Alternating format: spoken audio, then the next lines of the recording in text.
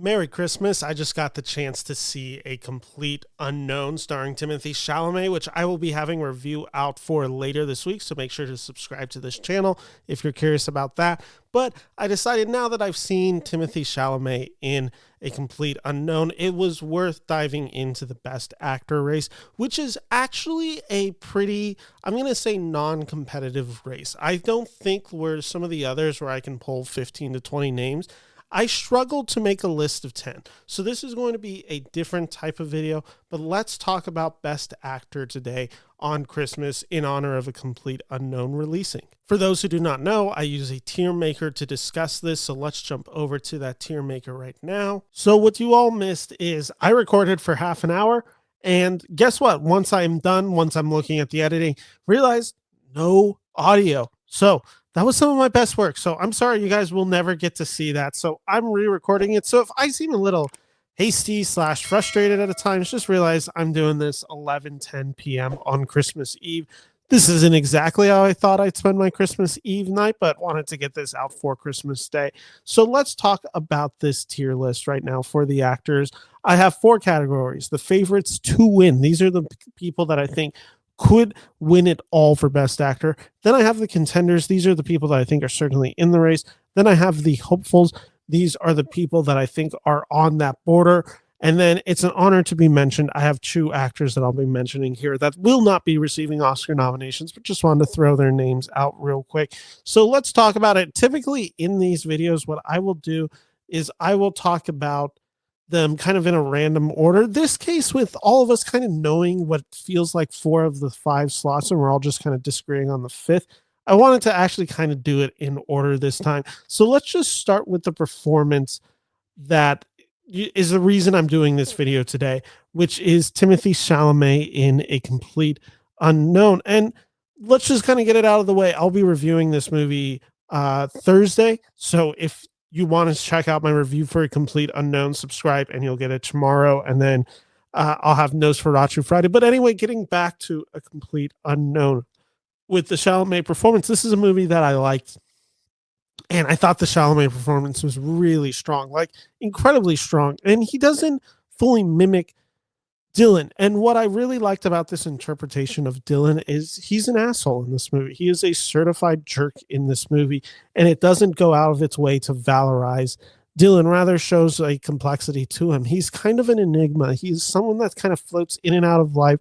He's someone that cannot be contained, and yet he also needs to be with someone at all time. He is a narcissist. It's a pretty beautiful performance from Chalamet, and I think the thing that elevates it above performances like the Rami Malek, that's who played him, Rami Malek in Bohemian Rhapsody, is I think this one just has a better understanding of a time period where Bohemian Rhapsody is just kind of playing the hits. This movie, by all definition, plays the hits. Like, this movie is almost wall-to-wall music. But I think in doing that in this movie, I think you are conveying more about the person and the artist, where in Bohemian Rhapsody, I just found it to be just the best of hits. And I didn't appreciate what Bohemian Rhapsody did. With that all said, with the fact that he learned how to sing / he learned, from my understanding, how to play guitar, I think it's a pretty masterful performance of somebody that we all recognize. And I'm, in my opinion, I think Chalamet is going to win the Best Actor this year. I think it's between a few actors, but I think Chalamet is the heads-on favorite right now to win, and I think he is going to become the youngest actor to win Best Actor after Adrian Brody, who Adrian Brody is about to come up right now for The Brutalist. And Brutalist is a tough film because I did not get the chance to see this before the end of the year. I will not be able to see The Brutalist until January. So I really wish I could for the best and worst list, which I don't think it's going to be on the worst list, but I did want to see this movie before the end of the year so I could possibly mention in my best of 2024, which will be coming out Tuesday, December 31st. But alas, I cannot. And so here's the question. It's the narrative thing with Brody, and that's his biggest obstacle that he has to climb, which is Brody's already won, and he won at the age of 27. Do we need to give him another Oscar, not only nomination, which he'll get, do we need to get him a win? So it's kind of the question is The Brutalist undeniable? Now, I think of a film a few years ago, like it was Cate Blanchett in Tar versus Michelle Yeoh for Everything Everywhere All at Once. And to be honest, it's not even a question to me. Blanchett gave the best performance of that year. It's probably the best Blanchett performance, and it just clears Yeoh's in every way. But Yeoh's had the more fun performance. She had the more captivating. She had the narrative in her favor.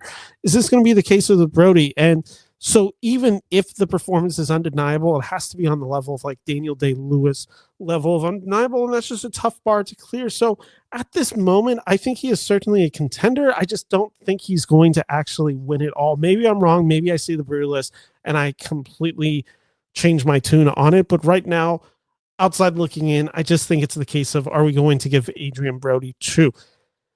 The actor, though, that I think actually has a compelling narrative that could go up against Timothee Chalamet is Ralph Fiennes in the film Conclave, a movie that I liked and a performance that I liked. It's a pretty standard 3-star movie from me. I didn't love this movie, but I certainly appreciated what Ralph Fiennes is doing with it. It's a very subtle performance, and the Academy doesn't always go for subtlety.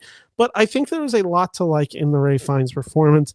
And he is able to tap into the mannerisms that he does really well in the eccentricity. He plays off every actor well in this movie. And I mean, when you have his co-stars as John Lithgow, when you have Stanley Tucci, Isabella Rossellini, Carlos Diaz, like he gets a lot of material to play off, and he is the solid, strong hand in this movie in a role that requires a lot of fun out of him. I was kind of under the impression that this movie was going to be slightly funnier. I had heard this movie described more as a satire, which it definitely is. It has comedy in it. I wouldn't say it's a funny film per se, besides the fact that there are some funny moments in the film. Ralph Fiennes is pretty ultra serious in this movie. Again, I like this performance. I think the Ralph Fiennes thing that can benefit him is this is seemingly a well-liked movie in a film that's going to get a lot of nominations, and Ralph Fiennes has never won an Oscar. Like, that is his most compelling case, is that Fiennes has never won one. I think the Chalamet competition is a bit tough to get through, but I think Fiennes is certainly in the conversation. I wouldn't actually be surprised to see him win. So right now, they are the favorites to win to me. I think if someone's going to win, it's one of these two, and I'm leaning heavily towards Chalamet. Let's just talk about a few other ones, because this is where it starts getting a little harder, although I think the 4th slot is pretty locked up. So let's just talk about true performances that won't get in. I'm mentioning them because they got a Golden Globe nomination. I am talking about Glen Powell in Hitman, and I am talking about Hugh Grant in Heretic. Both performances that are in genre, one in comedy, one in thriller. Both performances that have a lot of fun with them. I think the Hugh Grant one is far more genre that I just wouldn't see it being in any chance getting in. I think the Glen Powell could kind of be like, it's not a 0% chance in my mind. It's probably less than 5% chance, but it's not 0. And I could kind of just see it like he's this actor, he's this producer, he's this writer, has this relationship with Linklater. Now, Linklater hasn't had this like incredible Oscar success in his career outside of Boyhood. There might be a few other noms I'm forgetting, but it's not like his leads typically get nominations for his films. I just think there could be at least an example to be made out of Glen Powell doing what he does, embracing the comedy, really going for the characters of this movie. It's a very natural movie star leading performance, and I think it suits him very well. Again, he's not going to get in it, but I just wanted to mention him as an honor to be mentioned, and he could compete for the Golden Globe. That leaves us with 5 actors. This is where I'm going to put this one in. Colman Domingo, Sing Sing. For performance that I still haven't gone to see this year. I've been very annoyed with how A24 has released this film. I really wish they would just make it far more easily accessible to see this movie, considering that the thing that I keep coming back to Sing Sing. A lot of people got to see it at, I believe it was the Toronto International Film Festival 2023. They then, A24 doesn't release the movie until summer of 2024. So it's already a year after gap between people seeing it. And then, so they release it in the summer, but then no one gets to really see it in the summer. Like, it premiered in such small amount of theaters that no one got to see it. I didn't get to see it. It really only played in Sacramento, from my understanding, for like a week or two. And it was quite literally smack dab in the middle of the workday. I couldn't go to see it. And now it's up for awards contention, and it's going to be kind of close to a year and a half removed from when it originally premiered. And a lot of the positive buzz, like, it's very positive, but is it going to be able to stay in the conversation? Is there going to be enough championing of it? This film certainly got some nominations. It's also underperformed in other places. So I kind of think this is toying cost. Now, with that all said, I just think Colman Domingo is going to get the nomination, especially in a year like this where I don't think there is anything certain. I don't know how Sing Sing could perform. You could tell me that it ends up overperforming, or you could tell me this completely gets shut out, and I wouldn't be surprised either way. Right now, I am leaning in the favor of Sing Sing, a movie that I haven't seen, and I am putting it in. I think it's more of a hopeful than it's a contender because even if it gets in, I don't necessarily think it's going to win. I don't think he clears Brody. I don't think he clears Fiennes, and I don't think he clears Chalamet, but we'll put him in the hopefuls with the belief that he's probably going to get a safe call to be nominated for Sing Sing. We're May 24. Let's now talk about the fifth slot. And because I think it's actually kind of important to give the context of this, of who is seemingly the one that everyone is seemingly agreeing that is going to be the fifth slot, and that's Daniel Craig in the film Queer, which comes from Luca Guadagnino, based on the William S. Burroughs novel. And Queer is divisive. I saw it on this channel. You can check out my review on this channel. I was pretty lukewarm on this movie, and the Daniel Craig performance worked for me, but I had some issues with the movie as a whole.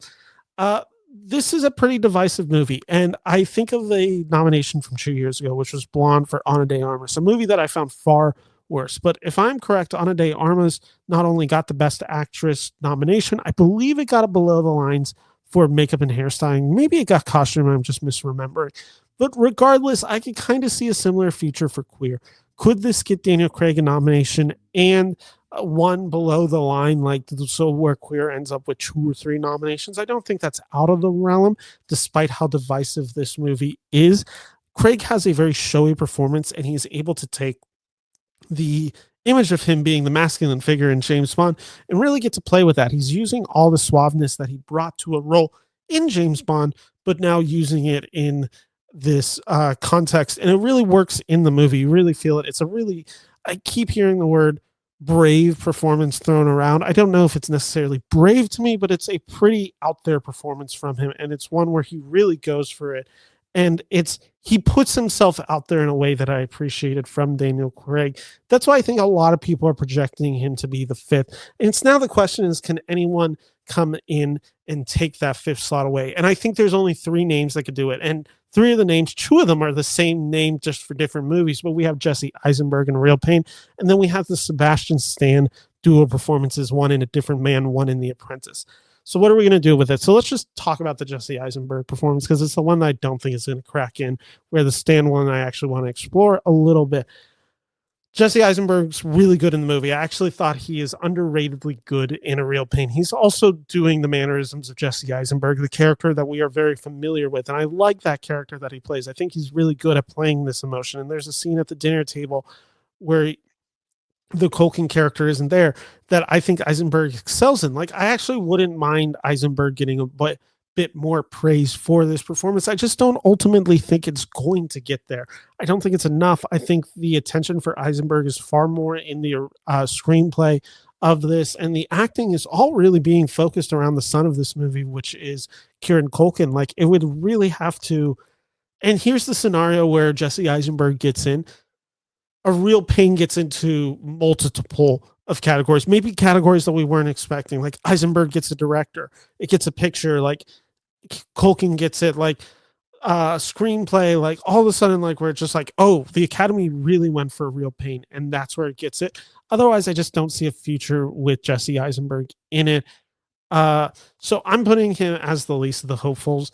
And then let's talk about the Sebastian Stan performances, one being in an A24 film, A Different Man, which is a dark comedy, the other being in a Briarcliff Entertainment film in The Apprentice, where he plays Donald Trump. And this is a tough one because I saw both of these films, and they're both probably going to end up being on my top 10 list for the best of 2024. I really liked what Stan did. Honestly, I should argue / could argue that he should be taking up 2 slots. Now, you can only get a nomination for 1 slot. You can't have an actor be in for both for the same race. So it's the question of what do people choose? And this could also lead to the scenario of are they splitting the vote? Like, are enough people being like, well, a different man is the one I want champion, and then another group of people are like, well, the Apprentice is the one that I want to champion, and then it just ends up splitting the vote. And if it was really just one singular performance, then everyone could get on board.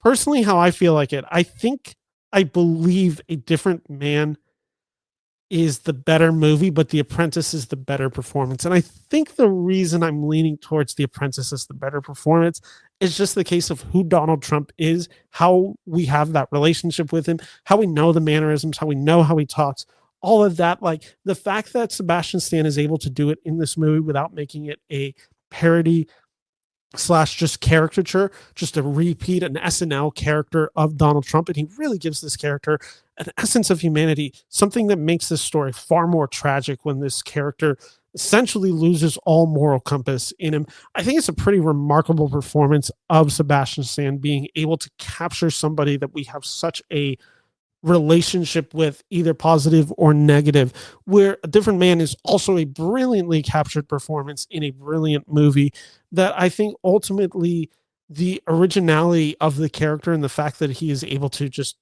create this character from scratch gives it a little bit more to explore this character. And I think there could be an argument this is the more interesting performance that he is given. I think with A Different Man, where I think the dark comedy of the film would work against it in the sense of getting the nomination. I also just think that freedom of interpretation, I'm not saying it makes the performance easier, but I think Donald Trump specifically has to be a very specific performance out of him and could have gone so wrong. And that I'm more impressed with Sebastian Stan being able to nail a performance like that more than I am with A Different Man, even though I think A Different Man might be the better movie. So that's how I feel about it, where I'm just like, I feel like if you were to focus on one, I would say S- Sebastian Stan. And again, these are both like, to me, 5-star performances. Stan is great in both of them. But to me, one of them is far more reliant on a freedom of interpretation, and the other one has boundaries, and that boundaries makes it harder to do because it could go so wrong so quickly. I will say with A Different Man is that's also a fair point that this performance could have gone so wrong so quickly. It could have become really offensive really quickly, and it just never does. So I am leaning towards the belief that A Different Man would not be the one championed, and it should be The Apprentice would be the one with the better shot. I think the biopic, I think it's a far more traditional one. I I could see some Academy members not doing well with the dark humor of A Different Man, where The Apprentice is a movie that we have seen get nominated. It's just the question of, is the Academy going to go for a Donald Trump movie as he just became president, as he is quite literally some of the studios or slash big figures in Hollywood are kind of bending the knee to him. You've seen some of these lawsuits happening that they're just kind of getting them out there doing these payoffs. Like they really don't want to piss off Trump right now. So the question is the Academy going to go after Trump because Trump does not like this movie? He's been very public about it. He's tried suing this movie, like all this. So it's the question of is Stan gonna bear the brunt of it? Like, is he going to really put himself out there? Slash, we know he's putting himself out there. Is the Academy going to go for it and essentially have to confront Trump? And that's a big task for him to ask, especially as Trump is kind of showing a vindictive nature to him post his election win and the landslide win that he had. I just think that's a tough ask for anyone, and I think that's going to make it harder for Stan to get in, even though I would have him in. So my if you're just judging it by the performance, yeah, he gets in. If you're judging it by the context of everything that exists and the fact that if you nominate The Apprentice, if you nominate Sebastian Stan for playing Donald Trump, you get that mess along with it.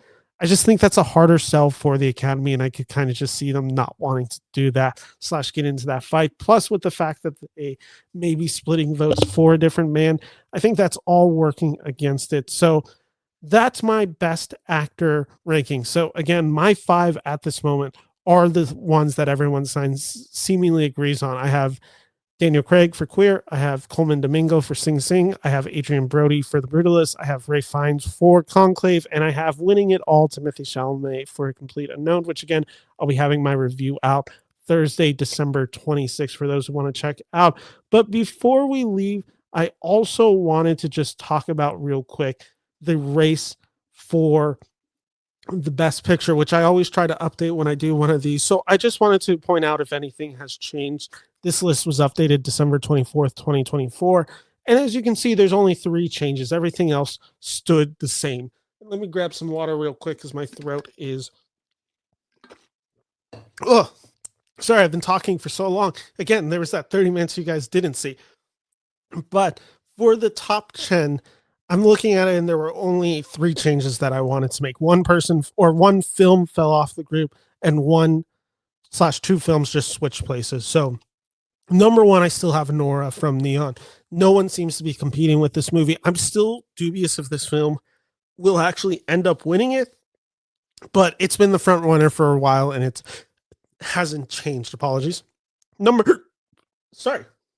Number 2, this is the one that got increased. I had it at number 3 about a month ago. Now I have Emilia Perez, number 2.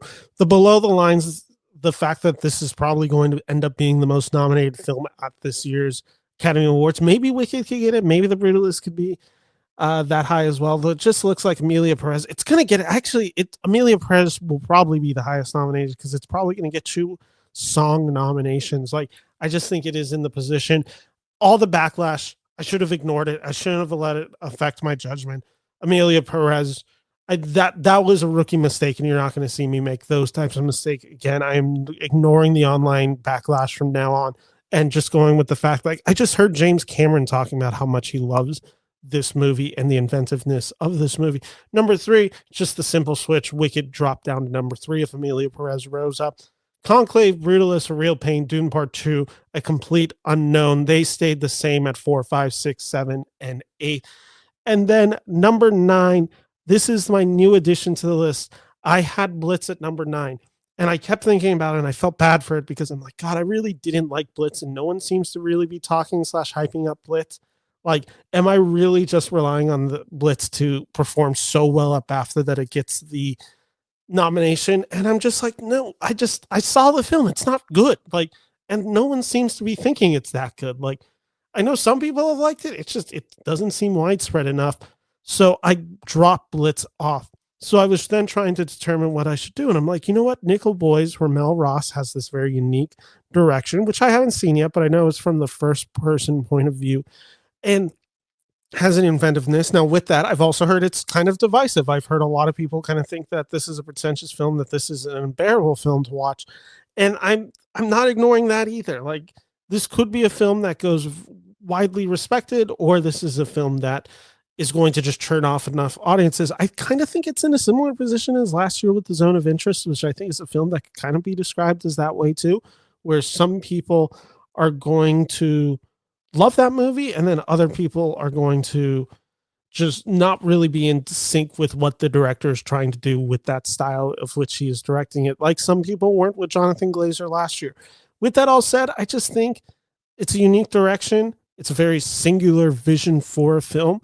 And it's got enough of the precursors that I'm feeling more positive on it. Number 10, and maybe this is still me hoping I'm keeping the substance at number 10. And I'm really hoping that's gaining momentum. Some of the below the line stuff encouraged me last week.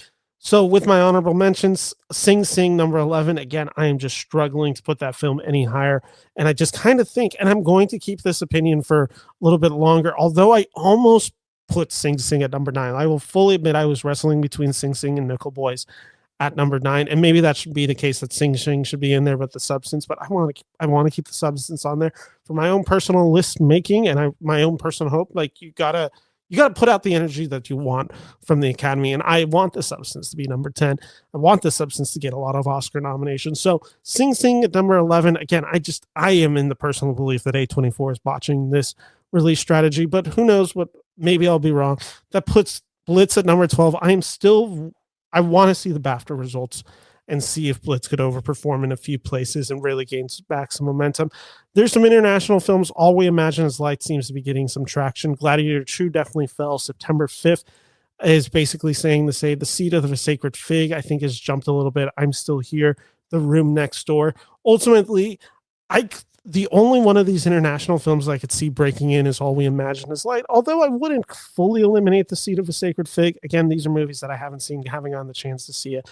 But with that all said, that's how I'm feeling on this race right now. So I have Nora, Amelia Perez, Wicked, Conclave, The Brutalist, A Real Pain, Dune Part 2, A Complete Unknown, Nickel Boys, and The Substance in that. And I guess out of that, I'm saying Nora's winning it because I can't think of a compelling case for any of them. But I could see maybe The Brutalist making a last second jump once people start seeing that film, but we'll have more on that later. So thank you all for watching this video. It's just as an FYI, I will have far more reviews coming out this week. I really just want to power through some. So in theory, if everything goes right, Thursday, you will get A Complete Unknown. Friday, you will get Nosferatu. Saturday, you will get Night Bitch. Sunday, you will get Baby Girl. Monday, you will get the worst of 2024. Tuesday, you will get the best of 24. And then to start the year 2025, Thursday, I guess that'd be the 2nd, you will get the most anticipated movies of 2025. And then that Sunday, you'll get a Wallace and Gromit Vengeance Most Foul review. So thank you all so much for watching this video. And if you like this video, make sure to like and subscribe for more. My name is Ben Friedman. Thanks for spending time with me today, and happy Christmas.